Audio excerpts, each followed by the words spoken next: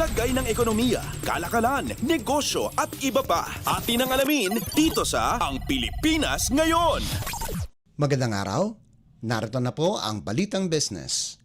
Hihingi ng suporta ang Department of Agriculture o DA sa farmers cooperatives at food producers para tulungan ang administrasyon ni Pangulong Ferdinand R. Marcos Jr.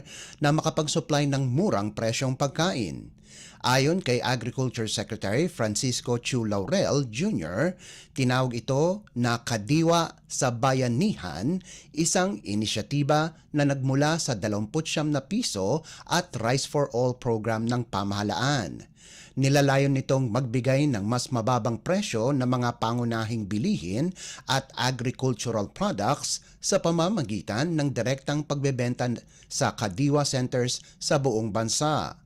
Inaasahan ng DA ang kabayani farmers groups at food companies na magtitingi ng basic food items at farm produce sa wholesale prices. Ayon sa disenyo, ang 29 peso rice program ay magbebenta ng subsidized rice sa 6.9 na milyong kabahayan, katumbas ng humigit kumulang 34 na milyong Pilipino. Lagay ng ekonomiya, kalakalan, negosyo at iba pa. Atin ang alamin dito sa Ang Pilipinas Ngayon.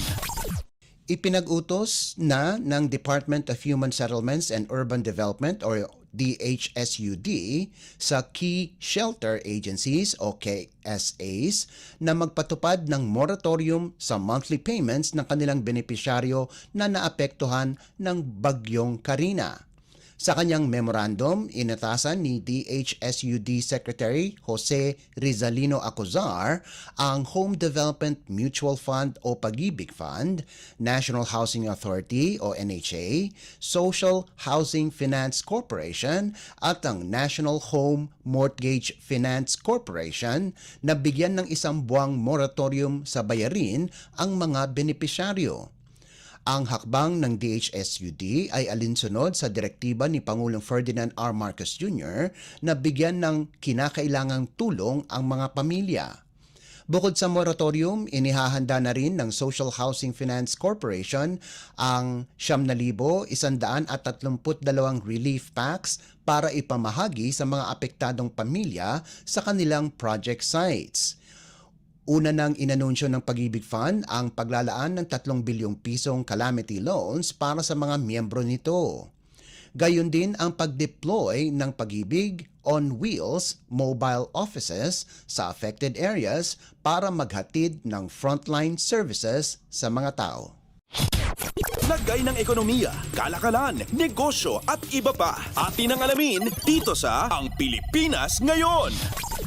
Pinangungunahan muli ng South Korea ang bilang ng mga pangunahing pinagmumulan ng mga dayuhang bisita sa Pilipinas sa unang 6 na buwan ng taon. Iniulat ng Department of Tourism o DOT na umabot sa kabuuang 824,798 na mga turistang Koreano ang pumasok sa bansa na kumakatawan sa 25.99% ng kabuuang bilang ng mga dayuhang turista.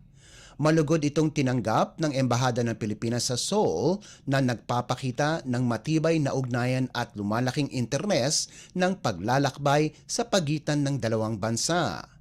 Ipinahayag din ng DOT na pumalo sa mahigit 280 bilyong piso ang kita mula sa mga bisita mula Enero hanggang Hunyo ng taong kasalukuyan na may pagtaas ng 32.81% kumpara sa kaparehong panahon noong nakaraang taon.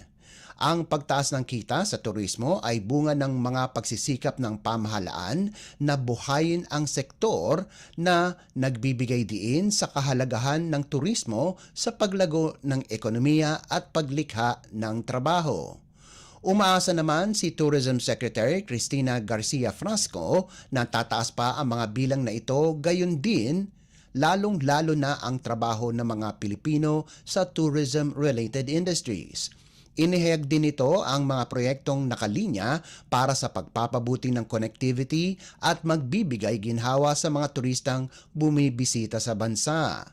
Sa mahigit 3.1 milyong turista na bumisita sa bansa ngayong taon, sinusundan ng Estados Unidos at China ang South Korea bilang pangunahing mga nag-aambag sa bilang ng mga tourist arrivals sa bansa.